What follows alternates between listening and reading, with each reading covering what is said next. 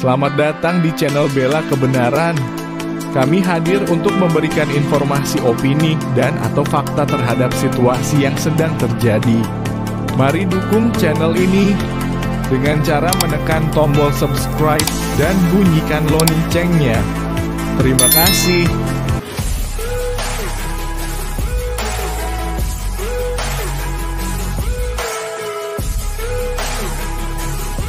Shalom.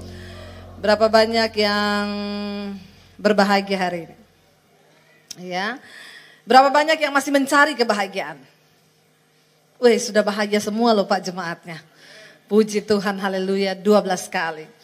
Tapi saya berdoa semoga kita tidak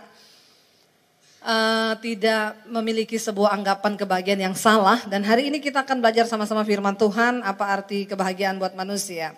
Kalau banyak orang berpikir bahwa kaya itu bahagia. Wah, kalau saya punya segalanya, saya punya mobil mewah, saya punya rumah mewah, saya punya deposit yang banyak, maka saya berbahagia, maka saudara salah. Coba kita baca sama-sama Mazmur 49, mulai ayat yang ke-16 sampai ayat yang ke-20. Mazmur 49 ayat yang ke-16 sampai dengan ayat yang ke-20. Kita baca sama-sama, saya baca ayat 16, saudara 17 dan selanjutnya bergantian. Janganlah takut apabila seseorang menjadi kaya, apabila kemuliaan keluarganya bertambah, karena kita berpikir kalau kita kaya maka keluarga kita dimuliakan. Lalu yang miskin tidak dimuliakan. Ayat yang ke-17, baca sama-sama 1, 2, 3.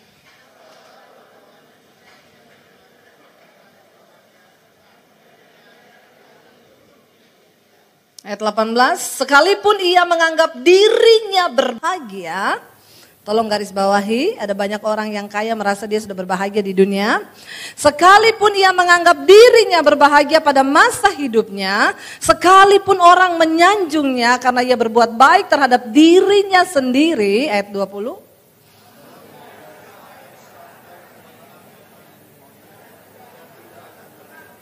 Sama-sama ayat 20, 1, 2, 3. Manusia yang dengan segala kegemilangannya tidak mempunyai pengertian, boleh disamakan dengan hewan yang dibinasakan. Artinya apa saudara? Tadi pagi saya sampaikan firman Tuhan berkata, orang yang berbahagia adalah orang yang dipilih Tuhan untuk mengenal Tuhan dengan benar. Kenapa? Kita cuma kaya dengan kemuliaan kekayaan. Tadi ayat ini ngeri loh, berkata cuma sama seperti hewan yang dibinasakan. Apa bedanya kita dengan hewan? Kita mengenal Tuhan dan kita hidup menggenapi rencana dan kehendaknya di dunia ini. Untuk apa kita hidup di dunia? Untuk menggenapi rencana Tuhan. Kita hidup bukan untuk mencapai semua yang kita inginkan, tapi kita hidup untuk mencapai apa yang Tuhan inginkan dalam hidup kita. Amin. Saya hanya berkata Tuhan, hidupku ini hanya untuk menggenapi kehendak-Mu. Karena itu pakai saya, menggenapi kehendak Tuhan bukan berarti semua jadi pendeta saudara. Lalu saudara masuk sekolah Alkitab rame-rame, jangan, nanti saya banyak saingan. Ya, menggenapi panggilan dan kehendak Tuhan, mungkin Anda seorang bisnismen, Anda seorang pengusaha, tapi di tempat pekerjaanmu engkau menjadi mercusuar, engkau menjadi terang, engkau menjadi orang yang luar biasa. Saya kemarin berapa minggu yang lalu saya baru pulang dari kota Palu saudara. Dan saya ketemu seorang anak Tuhan yang diberkati luar biasa. Dia punya satu hotel di Palu. Nah saya dengar saudara dari seorang teman, hotelnya itu setelah gempa tidak beroperasi 5 bulan. Tapi dia tetap bayar gaji karyawannya full, tidak dikurangi. Wow enggak? Ini artinya dia menggenapi kehendak Tuhan. Dan saudara tahu itu karyawannya rata-rata bukan orang Kristen. Saya bertanya kepada dia, loh Pak, Bapak kan bisa pakai uang itu untuk jalan-jalan ke luar negeri kan? Buat ke Eropa, bisa nggak buat seneng-seneng? Bisa nggak beli buat tas mahal? Gaji karyawan hotel itu banyak loh dan itu 5 bulan saudara, dibayar full. Coba kalau uang itu dia pakai untuk kepentingannya kan dia nggak ada urusannya nggak bayar gaji karyawan. Tapi dia bilang begini, saya merelakan sedikit dari kekayaan saya untuk memberkati mereka. Kenapa? Karena itu uang untuk pakai menghidupi anak istrinya. Ini dia menggenapi rencana Tuhan gak? Iya saudara. Ya, bukan berarti saudara menggenapi rencana Tuhan harus jadi pendeta, harus jadi gembala, harus jadi penginjil. Enggak. Di tempat Anda hari ini berada, jangan hidup bagi keinginanmu sendiri, tapi hiduplah bagi kepentingan kerajaan Allah. Dan itu artinya orang yang sukses di dunia ini bukan orang yang mencapai semua yang dia inginkan. Tapi orang yang sukses di dunia ini adalah orang yang mencapai apa yang Tuhan inginkan. Amin saudara. Waktu kita hidup bagi kepentingan Tuhan, kita berbagi. Ayat ini dengan jelas berkata, gak usah takut kalau orang menjadi bertambah kaya. Waktu kemuliaan keluarganya bertambah, semua orang menyanjungnya. Dan dia berpikir dia sudah berbuat baik bagi dirinya sendiri ketika dia hidup. Karena sesungguhnya waktu dia mati, dia tidak akan membawa satu pun dari semua kekayaan itu. Malah semua kekayaan itu akan berbalik menjadi saksinya nanti di penghakiman Kristus. Jangan pikir semua uang yang ada sama kita hari ini tanpa sengaja Tuhan kasih. Semua apapun yang kau miliki hari ini tanganmu, pakailah itu untuk memuliakan nama Tuhan. Untuk membangun kepentingan kerajaan Allah di bumi ini. Karena sebanyak apapun yang kita minta saudara, yang kita mau makan, kita nggak akan juga, kekayaan itu tidak akan pernah bisa membahagiakan manusia, percayalah. Ya, nggak akan ada satupun. Saya kenal satu orang di Jakarta saudara. Ya, dia kaya, nggak punya anak, suami istri kaya banget. Satu orang teman saya bilang, ibu itu dia saking kayanya dan gak punya anak, jadi uang itu habis untuk kesehatan. Ya, dia makan itu dia beli panci titanium. Ya, satu panci kayaknya harganya 50 sampai 60 juta. Saya tanya itu fungsinya buat apa ya? Saya juga mau beli kalau kita cuma masukin ayam terus tiba-tiba jadi opor. Kita beli ya saudara ya. Bagus tuh buka restoran ya, 60 juta juga cucu gitu ya saudara beli itu ya. Enggak bu, itu cuman gini, dia rebus daging nanti kolesterolnya hilang, ininya hilang ya, ininya hilang. Sebenarnya tips untuk bisa tidak kolesterol, Anda makan gorengan, daging, gampang saudara ya. Lihatin aja gorengannya. Lalu bayangkan rasanya. Dan tidak usah dimakan. Itu pasti Anda terbebas dari kolesterol. Lalu saudara dia tidur katanya pakai selimut magnetik. Itu waktu kita tidur pakai selimut itu, maka selimut itu akan menghisap semua racun-racun dari tubuh kita. Lalu saya tanya, kalau ada utang tidur pakai selimut itu bisa lupa nggak? Dia bisa nggak menyerap semua pikiran kita tentang utang? Nggak bisa bu, utang tetap utang. Oh berarti nggak usah beli ya. Tadinya saya udah mau beli selimut magnetik. Di rumah dia beli sendal magnetik. Ya, karena katanya dari telapak kaki itu ada listrik-listriknya yang bisa menyedot semua racun-racun dari telapak kaki. Mungkin dia jalan agak-agak gini saudara. Ya, karena ada listriknya di bawah kaki. Semua serba tiap hari dia pokoknya beli blender semuanya saudara ya, yang untuk kesehatan. Karena memang tidak punya anak, hidupnya habis investasi untuk kesehatan. Pengen umur panjang. Saya cuma mau bilang kalau minta umur panjang jangan kebablasan. Amin. Saya sudah ketemu dengan orang-orang, satu kali saya diundang saudara ulang tahun. Bu, khotbah ya, oma saya ulang tahun. Saya bilang sama ibu itu, omahnya ibu ulang tahun, ibu masih punya oma? Iya nanti aja deh ibu datang ketemu sendiri sama oma saya. Saya datang saudara, ya, omanya duduk di kursi, ya. Pertama sebelum ini saya diundang dulu ada satu bapak ulang tahun, ya sebelum oma ini saya cerita bapak itu dulu. Saya tanya ulang tahun yang keberapa? 105. Kok bisa sampai 105? Tidak makan gorengan, sejak umur 40 tidak makan gorengan, nggak makan daging-daging yang berlemak, tidak makan gula, tidak makan karbo, cuma makan sayur, buah dan air putih. Dari umur 40 mencapai 105. Yang mau silakan coba. Lalu saya tanya, opa mau didoakan apa? Pengen mati. Kenapa pengen mati? Udah 105. Istri saya udah mati, anak saya udah mati, saya udah mati-mati. Dulu dari 40 hidup sehat biar umur panjang. 105 minta mati. Saya bilang jangan minta mati opa, bersyukur Tuhan masih kasih hidup. Tapi udah enggak mau, bener bu pendeta doakan biar mati. Saya pelayanan di sana, ibu itu telepon, bu oma saya ulang tahun. Saya ketemu oma umur berapa? 106. Wow, masih duduk di kursi roda, sehat masih bisa dengar. Oma rahasianya apa? Oma umur panjang. Kita kan semua kalau ada orang umur panjang pengen tahu kan rahasianya. Yang tadi dari umur 40 diet. Yang ini oma rahasianya apa? Rahasia umur panjang oma apa? Hah? Minum Coca-Cola sama es batu. Saya panggil anaknya, saya pikir ini oma pikun.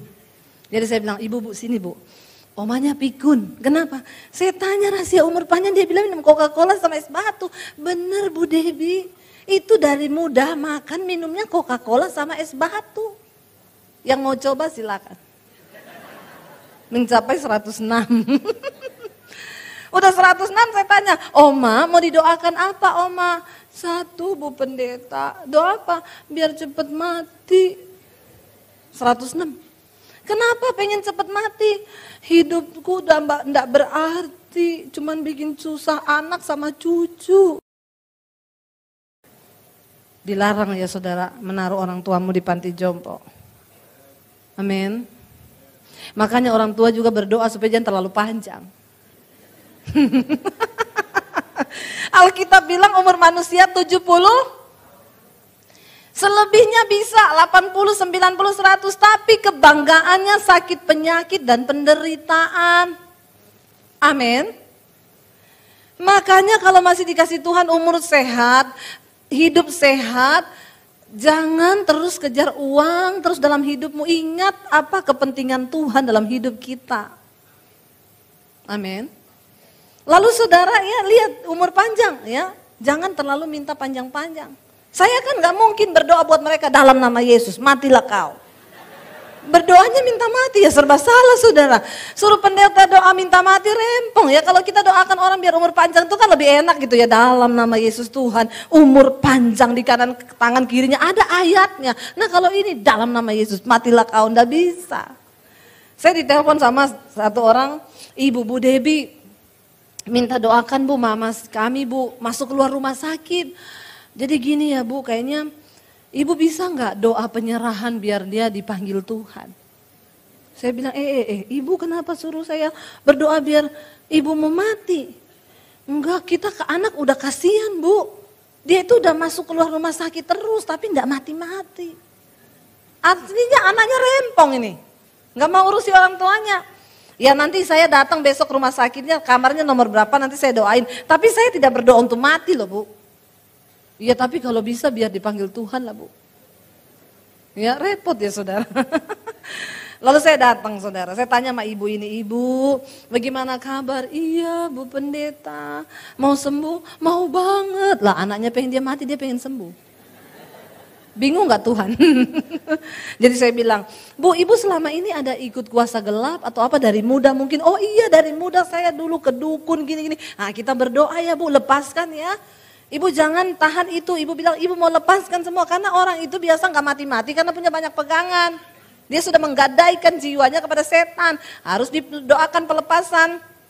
Saya berdoa buat dia. Kami putuskan Tuhan dengan kerinduan hatinya dan hamba-Mu sebagai hamba Tuhan, hamba berdoa dengan otoritas Allah, putus segala hubungan dengan kuasa gelap dalam nama Yesus. Saya pulang 2 hari kemudian anaknya telepon, Bu terima kasih ya puji Tuhan, doanya dijawab, mama saya udah meninggal. Ya saya bilang emang saya pendeta pencabut nyawa. Ya, tapi hidup ini singkat saudara. Dan tadi kita udah baca bahwa bukan kekayaan yang bisa bikin kita bahagia.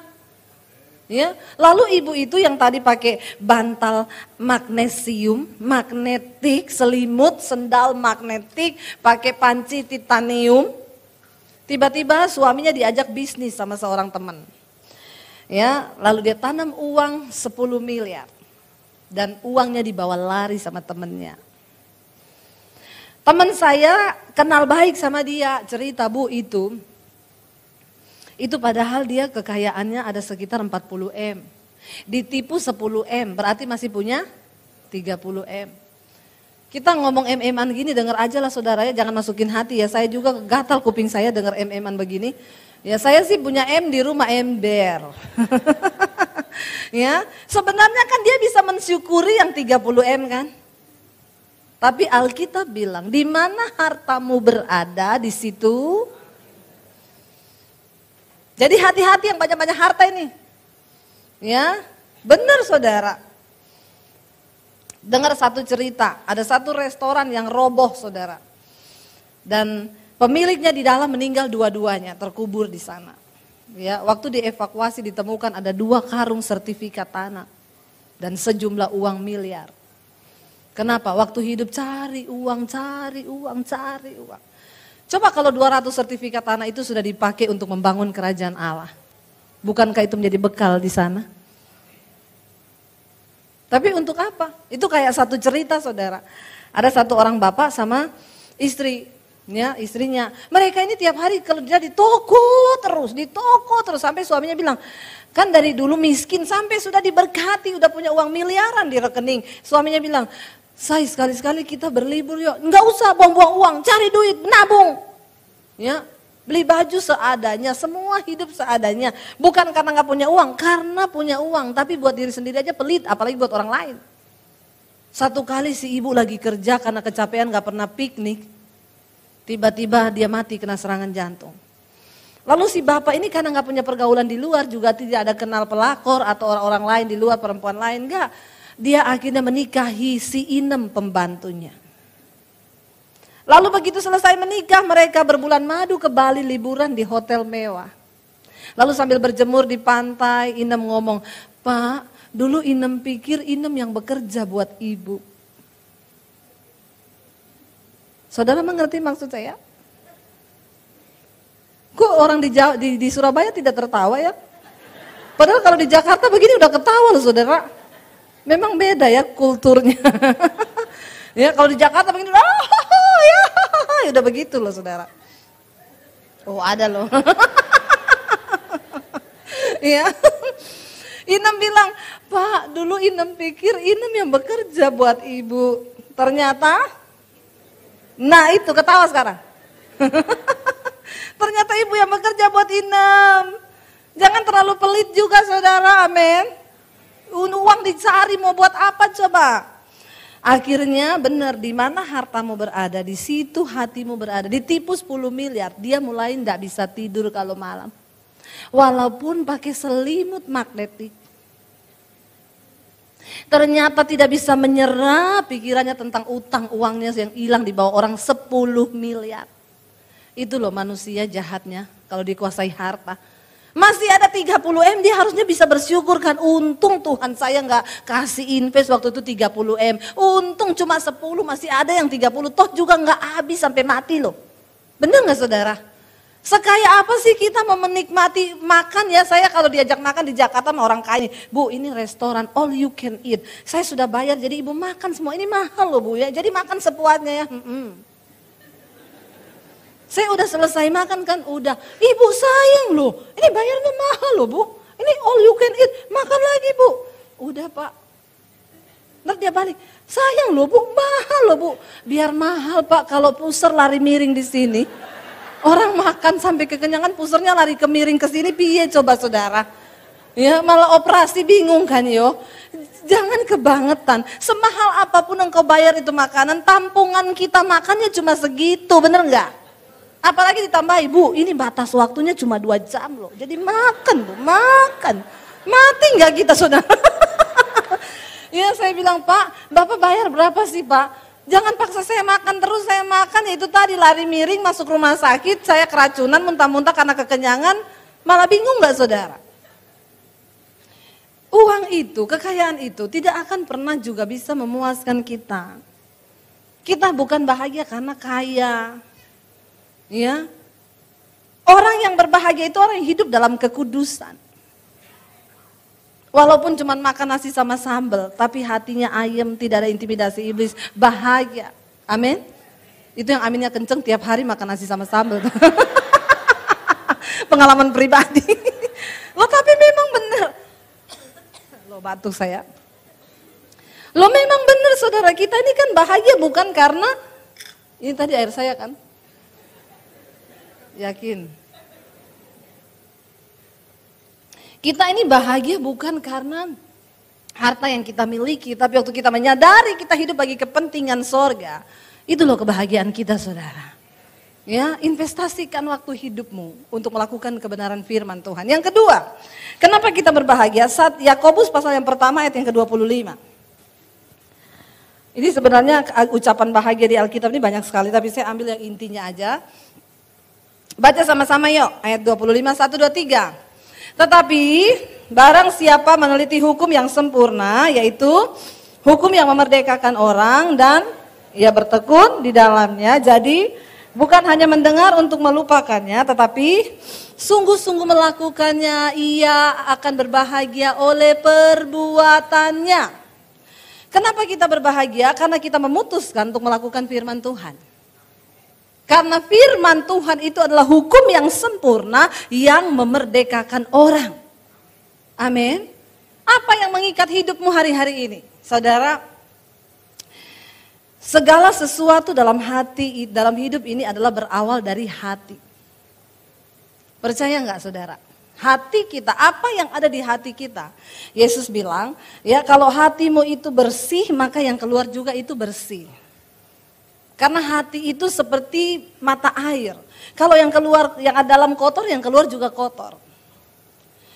Firman Tuhan adalah hukum yang memerdekakan. Bahkan apapun yang tersimpan dalam hati kita, yang akan mempengaruhi hidup kita, itu yang akan memerdekakan kita. Karena ada banyak orang tidak berbahagia karena hatinya itu kotor.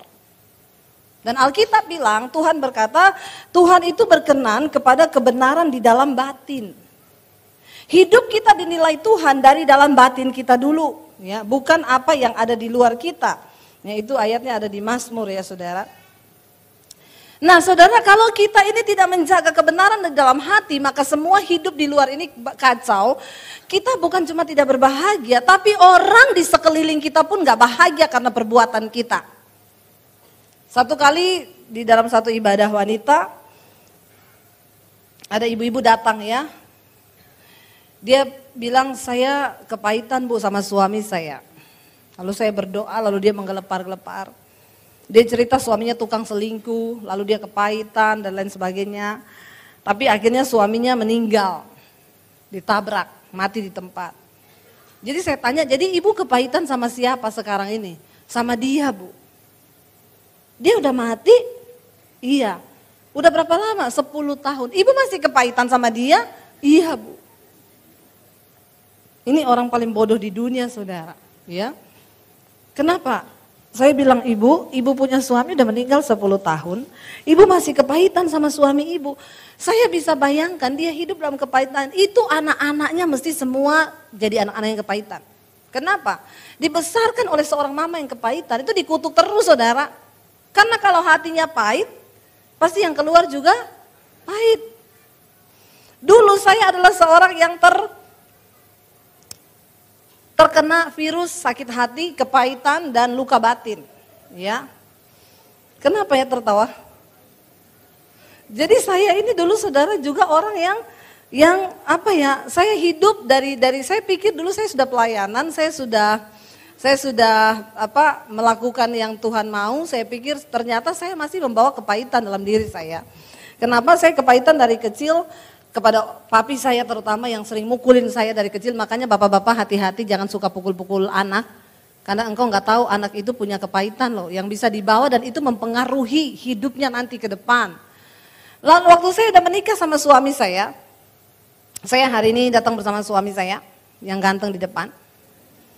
Jangan dilirik. Saudara, waktu kami menikah saya pikir kita ketemunya di gereja loh. Luar biasa kan? Karena perjumpaan yang terbaik dengan jodoh itu di gereja kan. Orang tanya, ibu ketemu di mana? Di gereja dong. Wih, rohani sekali. Daripada tanya ketemu di mana? Stasiun kereta. Rempong itu. Atau apalagi ketemunya di mana lu? Di karaoke. Aduh, itu perlu bayar harga tinggi tuh. Saya ketemu di gereja. Saya pikir menikah sama hamba Tuhan enak kan?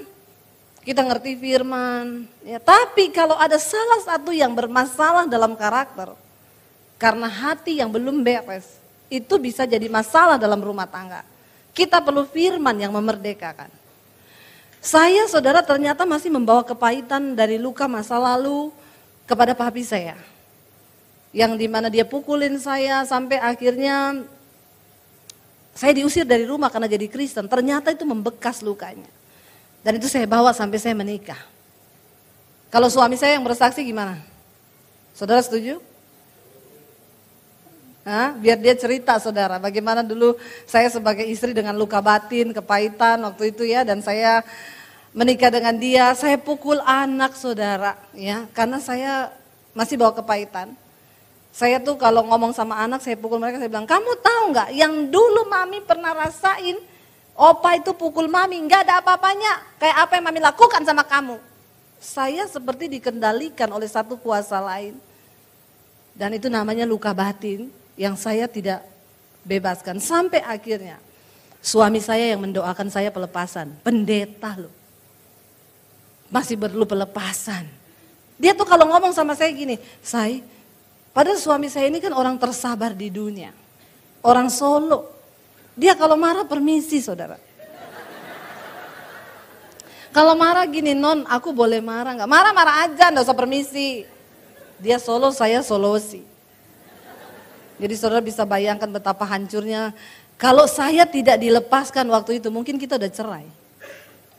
Karena jahat sekali orang itu kalau bawa luka batin. Kita suruh suami saya maju bentar, ayo say. Ya. Karena kan saya udah ajak dia ke sini, mau ngapain kalau nggak bersaksi ya saudara ya. Iya, Bapak bisa ceritakan Pak sedikit dulu bagaimana istrimu? Shalom. Ya, waktu menikah anak yang pertama, saya pikir kita sama-sama hamba Tuhan, saya melayani Tuhan, istri saya juga melayani Tuhan, kita ketemu di gereja, itu sesuatu yang kudus banget menurut pemikiran kita. Kemudian sewaktu kita menikah, ada satu hal yang pergumulan dalam hati saya. Sewaktu kita berselisih paham, dia marahnya bukan marah seperti biasa saudara. Dia kalau selisih paham, kita ngomong selisih paham dikit, dia marah, ini sudah melayani Tuhan dan dia sudah pendeta. Dia bisa pukul-pukulkan kepala di tembok. Dia marah, pukul-pukul kepala di tembok, terus kemudian dia berteriak-teriak, kemudian dia pergi. Setiap kita selisih paham, dia kayak gitu. Saya sewaktu dia pergi keluar rumah, saya cuma berdoa, Tuhan, hidup kita hidup melayani Tuhan. Tapi kok seperti ini gitu. Nah, dan itu bukan cuma sekali dua kali saudara, sering kali terjadi kayak gitu. Saya sempat bertanya sama Tuhan, apa ya yang menjadi kendala dalam keluarga saya, dan orang lain nggak tahu kan kita hidup hamba Tuhan. Setiap kita keluar kita nyampaikan firman Tuhan, orang tahu kita hidup benar. Tapi dalam rumah tangga saya waktu menikah itu ada sesuatu yang mengganjal. Kemudian saya berdoa di satu malam sekitar jam 12:30 malam, setelah kita selesai pulang dari pelayanan, kita bincang-bincang sharing, kemudian selisih paham lagi saudara. Dia keluar lagi yang kayak gitu, yang marah-marah berteriak sampai kencang, dia sampai pukul-pukul kepala, selalu dia pukul-pukulkan kepala ke tembok. Kemudian Tuhan saya minta hikmah Tuhan, ini harus ada sesuatu yang dilepaskan. Kemudian Tuhan bicara soal kepahitan. Saya bilang gini, saya peluk dia, dia masih marah-marah dan pokoknya dia meronta-ronta. Saya bilang gini, Non, saya panggil dia Non karena nonong ya. Nonong. Bukan karena nona, bukan. Karena nonong, panggilan sayang saya sama dia Non. Karena dia tertarik kepada nonong saya. Saya panggil dia Bojo. Kemudian saya bilang gini, Non, kayaknya ada sesuatu yang gak beres dalam hatimu. Dia marah saudara, dia gini, saya hamba Tuhan, saya pendeta. Saya setiap minggu, setiap hari saya ada di mimbar dan saya menyampaikan firman Tuhan. Kamu mau nasihatin aku apa? Enggak, saya bilang gini, kamu ada sesuatu yang belum dilepaskan dalam hidupmu. Terus kemudian saya dikasih hikmat Tuhan gini, kalau kamu memang benar-benar kamu sudah lepas, lihat saya, anggap saya papamu. Enggak, dia waktu itu ngomong gini. Ya. Kayaknya kamu tuh masih kepahitan sama papimu. Saya bilang, saya ini hamba Tuhan ya. Saya doain orang pelepasan. Kamu nggak usah ngajarin saya tentang kepahitan. Terus dia bilang, setiap kali kita berantem, mesti keluar dari mulut saya tuh gini. Memang nggak ada orang sayang saya di dunia ini, termasuk papi saya. Nah itu yang bikin dia ngomong, kayaknya kamu masih ada kepahitan sama papimu. Saya marah, enggak. Terus Kemudian saya bilang gini, kalau memang kamu nggak ada kepahitan, coba kamu lihat saya. Kamu lihat saya, anggap saya papimu. Kemudian katakan sayang kepada papimu. Dia nggak bisa saudara. Dia di situ tambah meronta, tambah nangis, tambah. Saya lihat ini kuncinya. Saya gini, ini harus dilepaskan. Saya bilang, anggap saya papimu. Itu saudara kita 4 jam. Saya melayani dia 4 jam untuk dia lepas. Akhirnya di 4 jam itu dia bisa lepas dan dia bisa merangkul saya, menganggap saya papinya. Dan kemudian setelah itu saya lihat perubahan terjadi. Makanya saudara, jangan simpan itu kepahitan dalam hatimu. Itu aja. Amin. Thank you, Say. Saudara, ya, jangan membangun segala sesuatu itu dengan pencitraan. Kita masih bisa tutupin itu dari orang lain. Tapi kita nggak bisa tutupin itu dari Tuhan. Mungkin sekarang banyak orang melayani dengan pencitraan, terlihat baik. Padahal di dalam itu udah ancur-ancuran. Kita capek sendiri, bahkan kita jadi serangannya iblis loh. Tuhan mau kita beres dari dalam. Saya waktu itu saudara, memang benar saya bayangkan betapa tersiksanya dia dapat istri saya. Saudara tahu kita berantem, saya waktu itu baru keluar rumah sakit habis melahirkan, anak saya baru seminggu. Saya pergi dari rumah, saya bawa bayi yang masih seminggu. Saya pergi ke rumah teman saya matiin handphone semua, saya bilang sama teman saya jangan kasih tahu saya di sini. Padahal itu bukan salahnya suami saya. Saya itu salah paham sama kakaknya dia, ipar saya. Dan orang kalau di sininya belum beres, itu banyak berselisih. Ketemu orang tuh berantem. Di sana salah, di sini salah, di situ konflik, di belakang konflik. Karena apa? Dari sini tuh belum beres. Apalagi dengan pasangan yang terdekat, yang tiap hari ketemu. Bahaya saudara. Saya bawa anak saya pergi, teman saya bilang gini, Deb, kasihan suamimu loh ini, mesti udah nyariin kamu, biarin aja, biar stres sekalian. Orang itu kalau kepahitan, luka batin, sakit jiwa. Kalau orang sakit jiwa, dia senang lihat orang lain menderita. Saya senang ingat suami saya cariin saya biar puas sekalian, biar dia kapok. Lagian keluarganya bikin kayak begini sama saya, gila gak saya saudara? Saya udah melayani Tuhan loh. Sampai akhirnya waktu itu dia bilang, dan bukan cuma itu, saya pukulin anak saya. Kalau mereka cuma telat mandi atau apa, saya pukul saudara sambil saya ngomong, kamu tahu nggak? Oh, mami dulu diginiin opa, nggak ada apa-apanya yang kamu sekarang alami. Jadi saya tuh kayak balas dendam. Saya hajar anak-anak saya, setelah itu mereka tidur, saya nangis, nyesel. Ingat perlakuan saya sama mereka, jahat banget sih saya jadi ibu, jahat, sakit jiwa nggak? Diterus-terusin masuk rumah sakit jiwa nggak? Iya, karena luka batin yang tidak diberesin. Akhirnya sampai malam itu, suami saya bilang, Say, kamu mau nggak dilepaskan? Saya marah. Kalau kamu memang nggak kepahitan sama papimu, lihat aku, anggap aku papimu, dan kamu ngomong, papi, aku mengasihi papi. Saya nggak bisa keluar tuh dari mulut saya.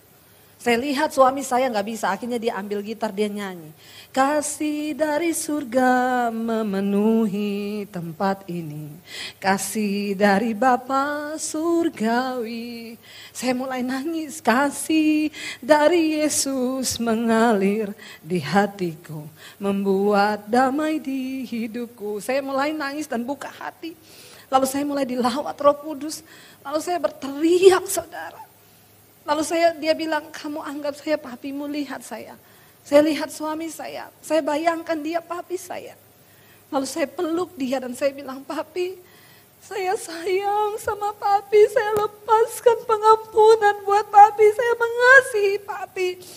Dan saudara tahu setelah itu, hati saya dilepaskan. Bukan cuma itu, suami saya benar, dia melihat perubahan di dalam hidup saya. Saya tidak pernah lagi pukul anak. Saya tidak pernah lagi pergi dari rumah. Saya nggak jadi orang yang tersinggungan. Hidup saya bahagia, suami bahagia, anak-anak berbahagia. Sering kali kenapa rumah tangga kita nggak bahagia? Karena iblis menipu kita saudara. Karena iblis itu menipu dan tanpa kita sadari. Masih ada banyak akar-akar dari masa lalu yang belum kita bereskan. Akhirnya saya dan suami melihat bagaimana Tuhan berperkara. Coba saudara bayangkan. Kalau saya tidak dilepaskan, saya nggak buka hati, suami saya juga nggak dengan lembut untuk melayani saya. Maka mungkin dia nggak bahagia. Dia bisa cari perempuan di luar. Apalagi zaman sekarang pelakor itu menawarkan kelembutan. Ada bapak-bapak yang ngomong sama saya, Bu, saya sekarang selingkuh, saya mau ngaku sama ibu. Tapi kenapa saya selingkuh, Bu?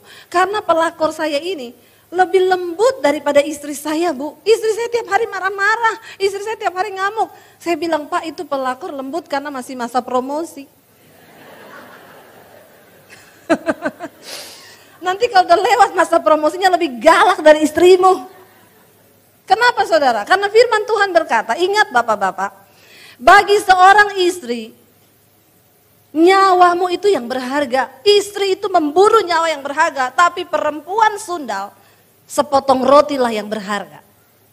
Jadi bapak-bapak ingat baik-baik ya. Kalau ada konflik dalam rumah tangga, jangan lari kepada perempuan lain. Perempuan di luar sana cuma pengen uangmu, hartamu, karena bagi dia sepotong roti itu yang berharga. Tetapi bagi seorang istri, nyawa itulah yang berharga. Nah hari ini saudara, bagaimana kita bisa berbahagia? Saudara, lepaskan dirimu dari semua ikatan-ikatan yang masih membelenggu. Saya tidak tahu hari ini apa yang ada di hati saudara, apa yang ada dalam jiwa saudara. Tapi Tuhan mau hari ini engkau merdeka. Supaya apa? Supaya engkau mengalami rancangan kebahagiaan itu di dalam Tuhan. Saya ingin suami saya main piano, kita akan nyanyi pujian itu, Kasih dari Surga. Saya minta kita semua buka hati hari ini saudara. Mari kita bangkit berdiri. Kita mau bilang, Tuhan saya mau dilepaskan. Kita mau bilang, Tuhan saya mau dimerdekakan. Kita mau bilang hari ini, Tuhan aku tidak mau ada satupun dosa yang tersembunyi, yang bisa membuat mencabut semua kebahagiaan dari rumah tangga. Kami mau beres dalam hadirat Tuhan. Jangan tinggalkan tempat ini sebelum saudara beres dengan Tuhan. Jangan tutupi setiap dosamu dengan begitu rapat. Karena engkau bisa menyembunyikan diri dari manusia, tapi tidak di hadapan Tuhan. Mari kita semua tutup mata hari ini di hadapan Tuhan.